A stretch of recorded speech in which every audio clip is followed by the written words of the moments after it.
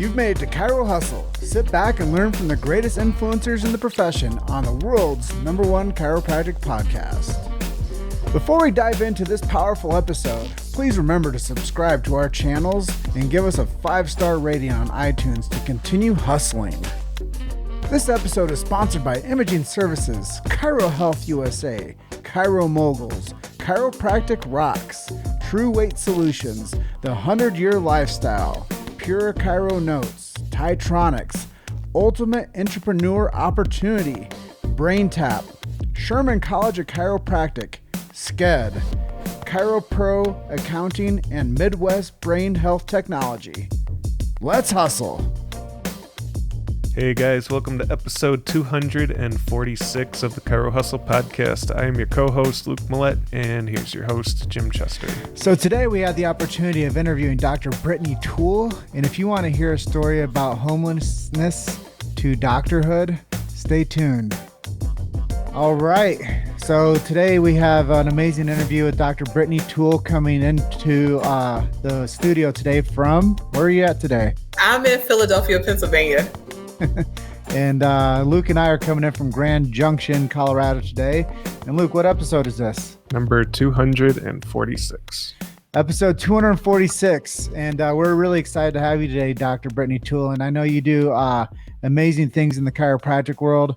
And you're always, doing service work to make sure people's lives are improving and better.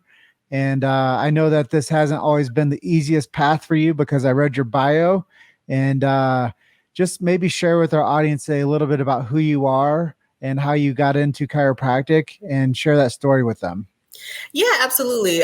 So I am Dr. Brittany Toole. I'm originally from Columbia, South Carolina, and I was really just blessed to grow up poor in this country. It forced me to be creative at a very young age, and really just to explore the dynamics of who I was. I decided at about maybe 12, I was in middle school. At some point in middle school, I decided I wanted to be a doctor.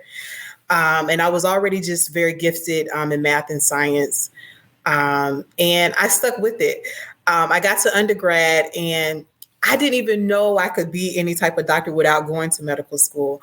And I had prepared for the MCAT. I took the MCAT my junior year. And I think I made like a 24 on it or something. It was good enough to maybe go to a low tier medical school. And just by chance, I was out networking and came across a chiropractor. And he told me about the art of chiropractic. And he mentioned some of the science of it as well.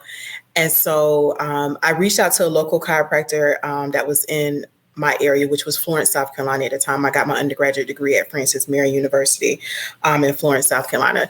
So there was a chiropractic office literally down the street from my university. So I called him up, and which I was not new to this, by the way. I had called up several doctors prior to this point to just ask them about their profession because I really had no idea what type of doctor I wanted to become. At the time, by this time, I was leaning towards orthopedic surgery or being a gynecologist. So those were the two that I was in between. And so I call him up and he's like, yeah, just come by. He was so much more personable, even with me over the phone, than I had experienced with other professionals I had met. Because with gynecology, obviously, I'm not able to shadow them. So I was only able to communicate via email. And even with the orthopedic surgeon, it was an email relationship as well. I was able to spend a summer prior to after my sophomore year with a family physician who was out in Darlington, South Carolina. So by this point, I had already shadowed a medical doctor for about 3 months at a time. And I knew that family practice was not for me. It was way too boring. It was the same things over and over and over again. You have diabetes, you have high blood pressure, pharmaceutical companies would come in.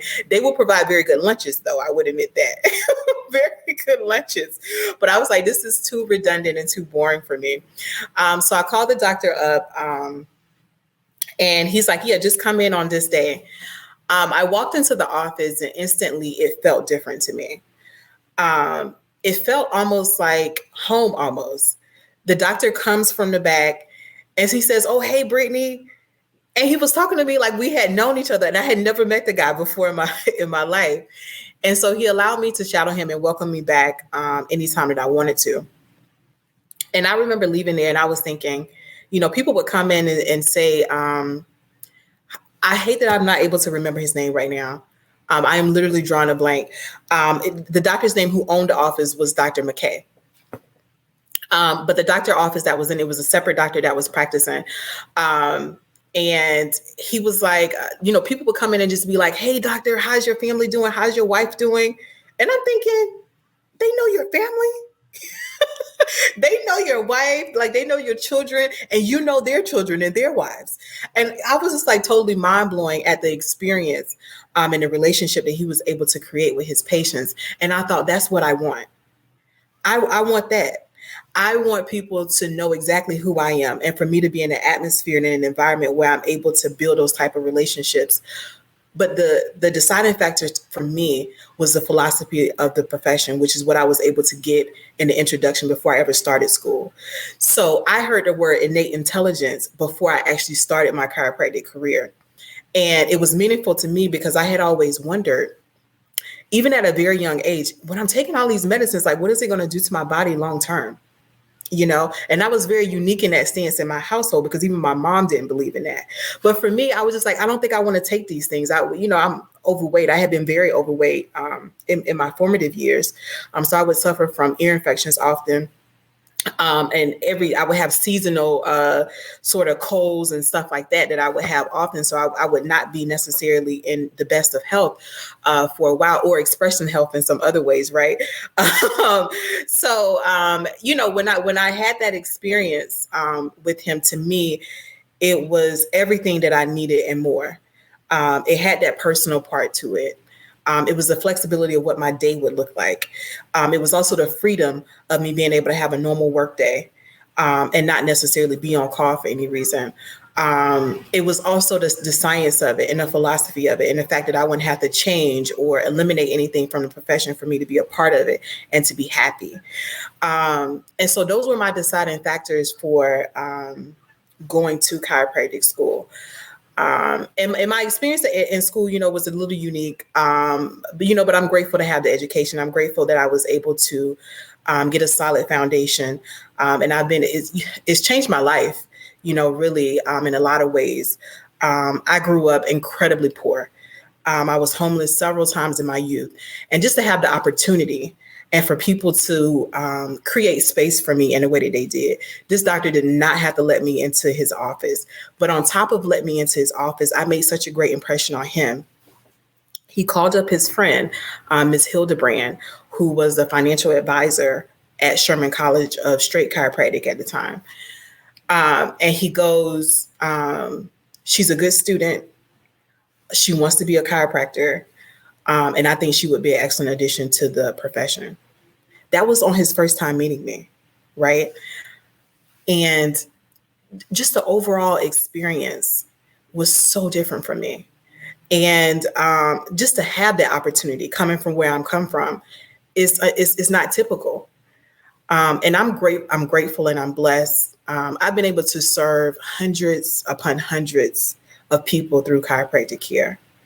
And so when I think about, my journey to this point, I'm semi-retired at this point, but, when I think about my journey up until this point, I think about the many blessings that's been bestowed upon me. I think about the many blessings I've been able to give other people. I think about how it's changed my life and the trajectory of my legacy that I'll be able to leave to my kids. I think about the impact and stuff like that. And so, this profession has been wonderful for me. And I'm excited to continue on in it and the rest of my life. And it's been a very beautiful experience for me. So yes, that is my journey into chiropractic. Well, I think you're going to probably open up a lot of people's hearts with that story. And, you being the doctor of charisma that I see over there on the screen, you get a chance to learn from where you've come from. And, that's something I've had to resonate with a lot lately too, is like, we talk about like the underdog, or we talk about like, starting over, and we talk about, these things, the advantage of being disadvantaged and how that builds some like grit with us. And, people cut the comeback story. And it's never a comeback story if you just got started. That is true. That is true. I tell people all the time, the privilege that I had is that I was poor, and I'll stand on that. It was, listen, those days that I was homeless in that park, I made a promise to myself that I would never give up. And it's something that stuck with me all these years later. And it's something that the average person does not have experience with, maybe, but we all have our own stories, and you don't have to be homeless in the park. It can be whatever it is for you. But it's something that, because I know I've overcome that, and I did it at such a young age. And not only that, I've done other phenomenal things as well, through the grace of God and through having faith and having phenomenal people on my side. I have the confidence of knowing whatever it is that I want to do during this lifetime, I'm able to do. And there's no one that can stop me, period. And so being poor, I think, is the greatest advantage that anyone can have. And even when my children, they're certainly going to be reared in a different financial situation than me, but they are not going to be these rich kids that does not understand the idea of poverty and what that means and the effect that it can have on some people. They're going to have that. It's going to be embedded in them. And that's going to be critically important to me. And so I'm grateful that I was reared poor. And I think I've heard other millionaires, particularly Damon, the gentleman who created FUBU, Forrest Bias, which is a clothing company. And he said, the only thing that you need to be successful in this world is to grow up poor. And when I heard that, I was like, I agree with that 100%. Because there is just a different level of comfortability that you have with yourself. Because when you don't have the things to distract you, you only left with yourself. And by the way, I know we'll probably talk about it at some point. One of the reasons this pandemic was difficult for people is because they lived their life among distractions. I grew up poor. There was nothing in the house but me and my siblings and my mom. We had hangers we would put on the TV just to get reception. We would put aluminum foil sometime on our antennas just to get, reception into the TV. We were forced to be creative. We were forced to know exactly who we were. So when I walked out my door, I wasn't Brittany, the homeless girl. I was Brittany, the girl that was creative. I was intelligent. I was confident. I made my A's. Coming from the shelter to school and leaving the school, going back to the shelter, I still made A's. In fact, the year that I was homeless, I was number one in my class that year. That is a level of confidence that you don't have when you have not been through something in this world. And so I always champion people, and I've dedicated my social media to this, is to champion people who are considered the underdogs. Because really it's that grit, it's that grind, it's that experience that you've had in life that's going to take you much further than the person that you think has had a better life than you. And so I teach people that your story is the most unique part of who you are. And if you ever want to cash in on anything, let it be who you are authentically, and also the backbone that's built you to be who you are. I'm almost at loss for words hearing this because a lot of people that we interview, they don't really understand what it means to be a doctor. And when you come from nothing and then you become like the 1%er in the world, that's pretty impressive. And, we just interviewed a guy named Juan Fernandez, and he shared the story about coming from San Juan, Puerto Rico, and how his mom would go and make sandwiches and hustle them on the docks in San Juan until she made enough money to pay the rent. So she'd take her rent money and buy loaves of bread and sandwich meat, and she would make these sandwiches and go down there and sell them to the guys working on the docks until she made enough money to go buy the next loaf of bread and the next sandwich meat. And then she would sell them until she made enough money to actually open up a restaurant. Isn't that beautiful? And then they made enough money to actually come to America. And now Dr. Juan has the woman of his dreams, the family of his dreams. He's a doctor, served our country, and really came from nothing. And he was the chubby kid that played video games that didn't have any self-esteem.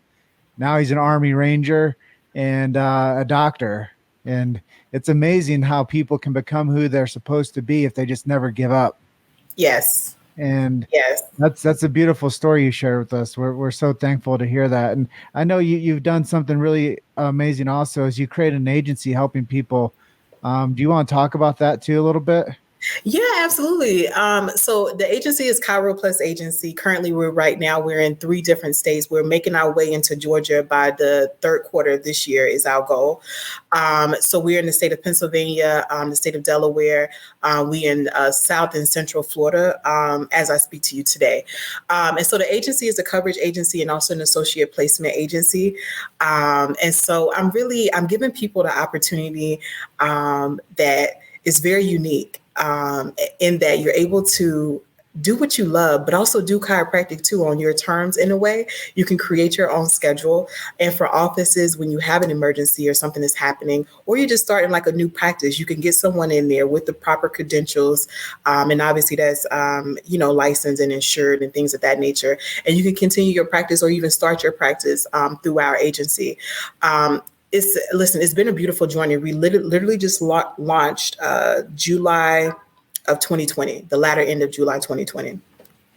We have made leaps and bounds with this agency. It did so well during the middle of a pandemic. And even now we're continuously picking up steam and really doing well. And so it's like my baby. It's my first business related to chiropractic. I'm actually right now in the infantry stages of opening up a practice here, a brick and mortar practice in Philadelphia. That'll be a personal injury office. But Chiro Plus Agency is my forever baby. It's going to be with me until the end of time. And I love it. And it's a really cool story about how it started, right?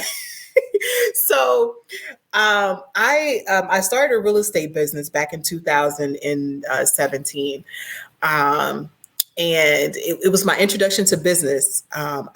People had always told me, like, Brittany, you need to have your own business, right? And I'm just thinking, listen, I've been through so much mess. Like, I just want to have a job and make a couple dollars. You know what I mean? Like, I want to travel the world a little bit and like have fun and stuff like that. I don't want to be bogged down with a business, right? So I started this real estate business, and I'm in a completely different industry. It doesn't matter that I'm a doctor. I'm really forced to step outside of this bubble sometimes that can be created to be when you're a doctor. And so I remember one day I was headed to work and I was thinking, wow, this job is actually interfering with the amount of money I can make with my real estate business, right? And I was like, maybe I should consider being like a business owner, right? This was 2018 that this happened, because shortly after I started my business, I started to be able to generate, some money. And so I had this thought in the back of my head, and I was like, okay, when I get a little nudge internally, I like to follow it, right? Even if I don't understand it or sometimes disagree with it, because I'm that sort of person, right? So I can be like, is this really a feeling, or are you like bugging out right now? So I had this feeling, and I was like, okay, what I'm going to do is I'm going to transition out of chiropractic as a full-time doctor, and I'll just be part-time. This is what I had in my head, right? 2018. I'm working in this office, and I actually love the office. Probably one of the best gentlemen I've worked for, Dr. Levine. He's out of New York City. So he was a very personable guy. He did business the right way, which is a rarity. And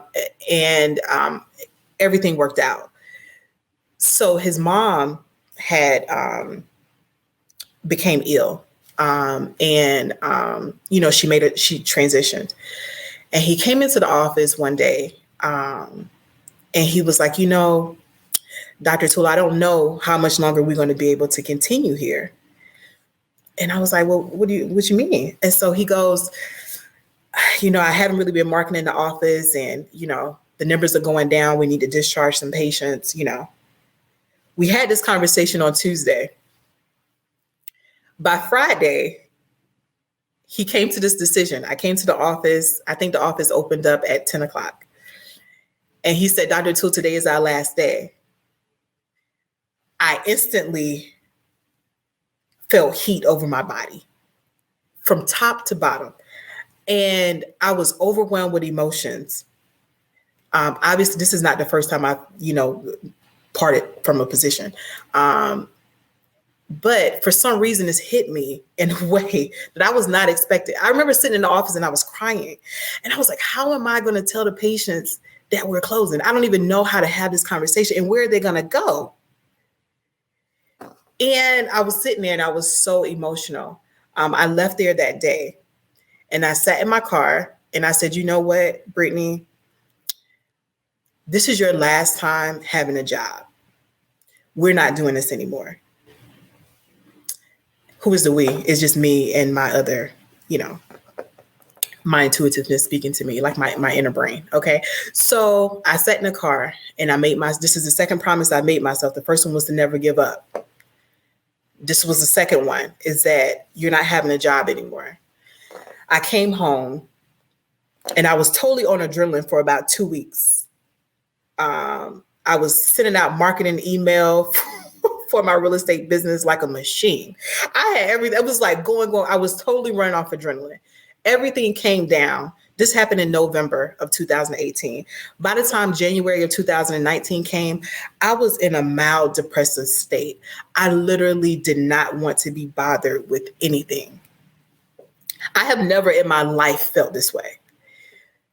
My love for chiropractic runs so deep that everything that happens to me in this profession has really, it just affected me. And I was like, I love it so much, but I've gone through so much. Did I make the right? I doubted myself so much, right? And I was probably in this state of feeling this way for, I want to say about maybe 3 weeks. Let's go with 3 weeks. And I remember thinking like, I can't continue this way, right? So I started in my spiritual practices, which I meditate, walking, and, trying to have a balanced, diet and things like that. I was talking to my friends and reaching out to people because I knew I was in a space I had never experienced before. So about March, I took a trip back home and I was away literally the whole month of March. I was between South Carolina and Florida that entire month. You've made it to Chiro Hustle. Sit back and learn from the greatest influencers in the profession on the world's #1 chiropractic podcast. This episode is sponsored by Imaging Services, Chiro Health USA, Chiro Moguls, Chiropractic Rocks, True Weight Solutions, The 100-Year Lifestyle, Pure Chiro Notes, Titronics, Ultimate Entrepreneur Opportunity, BrainTap, Sherman College of Chiropractic, SCED, ChiroPro Accounting, and Midwest Brain Health Technology. Let's hustle. And I continued my spiritual practices and all of those things. And I got back to Philadelphia in April, and the idea, it just hit me. It was like, well, couldn't you just cover in offices? Couldn't you just cover? And so I was like, I guess I could, this is me having my conversations with myself. I guess I could, So I reached out to a few offices that I had, owners that I knew. This was in April. By the time May came, my schedule was booked. It was booked for like just a couple weeks, like in advance. And so I continued doing my real estate business, So it got to a point by the time we had gotten to the latter end of 2018, I was getting calls from like offices around the city, like, we want you for coverage. We want you for coverage. Do you want a job? We could give you a job. We could pay you this amount of money. We could pay you. And so I was like, are these people serious? I made this commitment to never have a job, but it put me on to the fact that there was a marketplace for this idea that I had. The idea transformed through 2019 to me saying I can make this a legitimate agency, and I can do this not only in Philadelphia with me, but I can replicate myself and I can do it across the country. And so I came up with the idea about Chiro Plus Agency in 2019. I formalized the business. It was my New Year's gift to myself, 2020, and we launched July of 2021. 2020. So it was just, it's a very beautiful story. And I love telling people that story because it just speaks to the fact that sometime in your lowest moments, you're without distractions again. And you're with yourself. And sometimes if you listen, you hear things. And it may not be your voice that you hear, but sometimes you're able to get those intuitive nudges that will push you in the right direction. And so that's what I love about it. And that's why I'm so in love with Chiro Plus Agency. I'm in love with what it's going to be in the years to come. I love what it represents. I love that I'm able to give opportunities to other women who look like me, other men and women that's also a part of this profession. And it's just been a phenomenal journey. So that's the Chiro Plus Agency story. But if you're interested in the Chiro Plus Agency, please go to chiroplusagency.com and follow the prompts to work with us. And we'd be delighted to hear from you. Well, that's, another one of the aspects of what drew me to you is you were in these rooms in Clubhouse with me, and I heard how you had you accompanied people with a message. And, there's a popular phraseology says that your message. And when people think about that, also the motivator is in, the thought flash, like BJ Palmer would say, like it just hits you.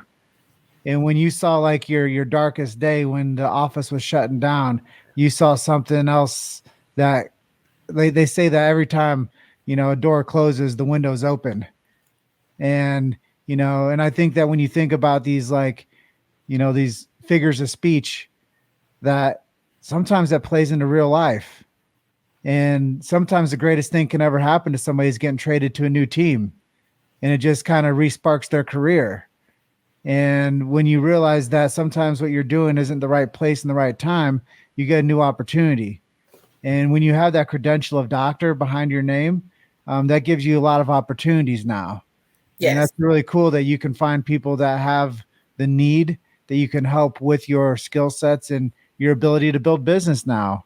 And I think that when you become somebody that becomes enterprising, you learn that other people need somebody that has gone through that before in order for them to have some assistance along the way. So Chiro Plus Agency, I think, is something that's going to be really helpful for a lot of people. And there are people out there that are looking that they don't want to practice full time, or they might want to practice, when, a family gets pregnant and they don't know what to do. And they're like, well, who do we have? How long do we have them for? How do we pay them? What structure do we bring them in on? And I think a lot of people have those questions, or, damn, I was out doing something on the weekend and hurt myself. Who do I have come in and like save my practice? And who can come in and take care of people? So I think that that's a valuable resource, because, when it comes to somebody buggering up their finger or slipping on ice and, hurting themselves or whatever it might be, the pregnancy to the trauma, there has to be somebody out there that has a solution for that. And I think that what you've done is you create a solution-based business that gives people flexibility to be a professional and not to feel like they don't have an opportunity to go help and to be a part of something that's different than what they're used to. Absolutely, definitely. And this is the ideal that I had in mind. See, one thing about chiropractic that's kind of unique than other professions is that we actually use our body. And it's important that it's in good shape, but we're also human, and we need breaks. You know what I mean? Like sometimes our marketing material says, don't you just need a break? Like, don't you need to take your wife on a date? Don't you need to hang out with your children as you go to the soccer games and not show up tired and exhausted? Like, you deserve that. Your family deserves that of you. And so, but you're right. All of those things are totally applicable to what we do. And so we are a solution-based business that came about because I saw this very specific need in the marketplace and how we were able to come in and really, provide solutions to people who need it. And I've heard all sorts of stories. One gentleman down in Miami, he's like, listen, I was trying to, is martial arts or something that he was doing? Something along those lines. I forget the name of it, but he injured his wrist. So he calls me up and he goes, Dr. Toole, I'm not going to be able to work for like the next month. I need coverage. And I was like, we got you. We got you. So yeah, for sure. So where do you see chiropractic growing and developing into the next 20 years or so? I hope that chiropractic is as diverse as the population. I need to see more people who look like me, men and women. That is my hope for this profession. Sometimes people who look like me have a very different experience and trajectory. And I think it's because that chiropractic sometimes is deeply rooted in philosophy. But sometimes when you have something so tight-knit, you don't allow uniqueness and creative thought to enter. And so I hope that this profession is more diverse. In addition, I hope that we have more name recognition in the population where the 80% of people who are looking for weight loss are also looking for chiropractic care because they understand it is one of the same and that you need to take care of your body. And just like it's vital that you go to your annual checkups and get your teeth cleaned, that you see it being equally as vital to go to a chiropractic physician for your spinal needs and your musculoskeletal complaints. Those are the two things that come uppermost in my mind when I think about chiropractic in the next 20 years is adding some diversity into the practitioner pool and also gaining a little bit more name recognition in the public. Maybe you could also touch on a little bit about who are some of your heroes who have inspired you to, fight through the journey that you've gone through to be here today. Oh, that's a good one. My grandmother and my mother have both always been shining lights in my life, both very strong women. Very strong. My grandmother only had a third grade education and she raised 13 children. And she also raised her grandkids, with the exception of me and my brothers, because my mother's the youngest of her generation. So she passed away when we were very young. So she didn't get the opportunity to rear us the way she did my cousins. But just a phenomenal, when I hear stories about her, and this is a part of my legacy that's very important to me, is I want people to talk about my business accolades because I am going to be incredibly successful. But I also want people to talk about their experience in my presence. And that's more important to me than anything else.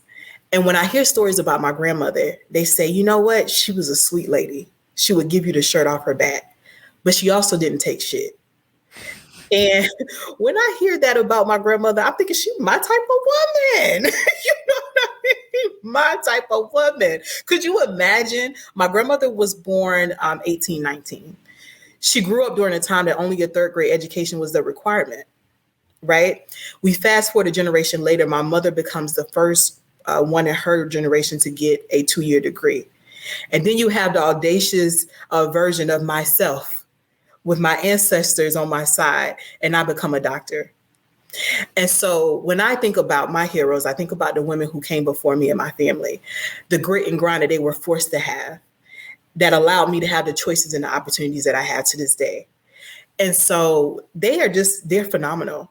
In fact, I'm going to have to send my mother, once I get the link to this interview, I have to send it to her so she can listen to it. She loves listening to my interviews and she cries every time. So I'm hoping that this becomes a tearjerker for her. So I have to make sure that she hears it. But, I love them. But it's everyone that's in my family. It's everyone that supported me along the way. And listen, I need a lot of support. I haven't always been a version of myself that I am today. There was a period of time in my life that I was, a little angry. You know what I mean? I wasn't necessarily being able to communicate as well as I can now. I was a little harsh with my words and sometimes not a pleasure to be around. And there's people who've loved me through my journey. And so those are my heroes. To me, it's endearing to hear that you're a mama's girl. Share her love for the attachment to being able to be reared the right way. And even though you mentioned early on that it's been a struggle through being your childhood to becoming the doctor that you are right now, it hasn't always been easy. And I think that that's the beautiful part about this podcast is we get a chance to talk to people from very diverse backgrounds. We get a chance to talk to the men, the women, the ethnic, the gifted. We get a chance to feature everybody. And I think that that's what I kind of have this moment on our show often, but that's really what this show means is It means bringing the unity of diversity together and really supporting a profession. And it's not about what school you went to or, what, you know, clubs you were a part of or what your practice style is. What matters is that you're a chiropractor. And I used to ask this question a lot of times when I interview students, and I think it's very fitting to you. Are you the first doctor in your family? I'm the youngest doctor, but I'm not, I have an older cousin and she's a doctor of nursing. And so I want to give her the respect that she deserves for her credentials. I do think that I am the first one, but I have not confirmed that with her. So I'm going to say for the sake of this podcast that I was the first one. I was the youngest one for sure. Okay. So we're going to say first and youngest. All right. So if I have to take it up with my cousin later on, I have to talk to her. But there are other doctors in my family. There are other doctors of other professions. I'm pretty sure though that I'm the youngest one. So what did it mean for your family though when you became a doctor? Was that like a big moment? I'll be honest with you. I've never bought into the whole doctor thing. In fact, I was probably over it by my first year because I hear Dr. Toole all the time. It's like, Dr. Toole, and I'm like over it. You know what I mean? For my family, though, they have a sense of pride in knowing that they've helped me along the way and that, I've been able to become a doctor and be sort of in the top tier of, of my educational status. So I think it means more to the people who are around me than it does to me, even at some points, because being a doctor to me, it represents my ability to just be persistent and ambitious. But it's also a responsibility for me to educate. And that's what I internalize it as, but I think for other people is, it's something a little bit bigger, for them. No, it's fair for that question to come up too, because you have talked a lot about, where you've come from and, there is, when I talk to a chiropractic student and it's that they're the first doctor in their family, there is an overwhelming, like almost tear of pride when it comes to like having that level of achievement and to mean something with your degree and with your career and what you have worked so hard to achieve. I think that that's something really honest when it comes to somebody becoming a doctor. And, so many people get a chance to surround themselves with amazing people. Doesn't matter like what track they're on, but, we get a chance to source, the one percenters of the world, the doctors, and have conversations with them. And I'll tell people any given day, I talk to 5 doctors a day, and I think that makes us super credible with the show that we run is because now we get a chance to build this, collective of the most wonderful minds in this most wonderful profession. And we get a chance to build relationships and friendships. And when we ride off into the sunset and we have our 1000th episode of Chiro Hustle, I'm going to know that we left a legacy piece of documenting the most beautiful profession on planet Earth and the healers. And we talked to the people that were actually out there changing communities, that were the pillars of their communities, helping with pregnancies, helping with child rearing, helping with the stressed moms, helping with the car crash people, helping with, the dad that doesn't believe in taking care of himself, but his wife brings him in, those cases and those stories. And I think that when we tell these stories, when Luke and I become who we're supposed to be, that, we've done documentary films on this profession and interviews on this profession, that we're doing our piece to actually share what chiropractic is and really show people why it matters so much and why this profession needs to perpetuate for years to come, because it's not a drug it out, burn it out, or cut it out style of health. It's a care of health system and not a healthcare system. And that's what I love so much about chiropractic is you guys are hands-on. You do the x-rays, you do the testing, you do the range of motion, you do the orthopedics, you do whatever it takes to find out how to best help somebody. You have colleagues you can lean on. You have professional, authority that you can, focus on. And I think that there's so much to be said about that doctor, that one doctor to that one community doing that one thing is checking, adjusting vertebral subluxations. And that's something that's so powerful when it comes to the stories that we get a chance to collect. But the people that are going to watch this, the patients that you take care of, they're going to know you better. Your family members, when they listen to this, they're going to know you better. The professionals that watch this, they're going to know you better. And that's what I said before we jumped on here. We need to sort out like our conversation and like get to know each other before we start featuring you. And that's really what this was about. It was never about Luke and me. It was always about you. And I'm so thankful that you got a chance to share with us today. I know we have one more question we want to close out with you today, and I'll let Luke sign it up. So what do you like to do in your spare time when you're not running the agency or adjusting patients? What are your hobbies? What do you read? What do you like to listen to? Oh gosh, I have like a mini library in here, by the way. I'm like the self-help queen. I love these books. The ones that come uppermost in my mind, there are 3 books. It's Feel the Fear and Do It Anyway. That's one book. The 4 Agreements, and Secrets of a Millionaire Mind. Those are the 3 books that come uppermost of my mind right now. And I love Feel the Fear and Do It Anyway, because there's this misconception that somehow people who are confident somehow just have it all together. And I tell people all the time, there's many times, most of the time I have been courageous before I ever was confident. And courageous is really just stepping out there and doing something you're not familiar with. You don't exactly know how it's going to go. You don't know any of those things, but you know, I have this end goal in mind, and this is what I think I need to do to move forward, and you do it. So often I'm much more courageous than I have been confident, but it's feeling that feeling and not let it be stifling to you internally, and to understand that you can get past it. So that's why I love Feel the Fear and Do It Anyway. It's a phenomenal book that actually gives you some exercises and different strategies to move past that place of fear. I love The Secrets of a Millionaire Mindset, because even though being in poverty and reared poor is my greatest privilege, it also embedded some things about life and about the real world that just were not true. And one of the things that the book taught me, and I was able to put some of the principles together, is that I don't need to work hard for money. What I need to be is have an open heart. I need to be of service to my community.